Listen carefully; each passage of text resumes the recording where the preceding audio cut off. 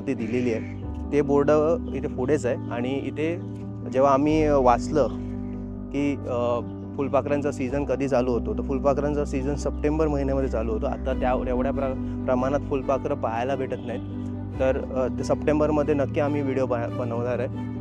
मित्रांनो, इथे बघू शकता का फुलपाखराची मॉर्फोलॉजी पूर्ण एक्सप्लेन करून दाखवलेली आहे। त्याचे काय काय अवयव असतात ते पूर्ण दाखवण्यात आलेले आहेत आणि हाच तो बटरफ्लाय रिजन, त्यामध्ये तुम्हाला बटरफ्लाय सप्टेंबर महिन्यामध्ये जास्त प्रमाणात पाहायला भेटतील।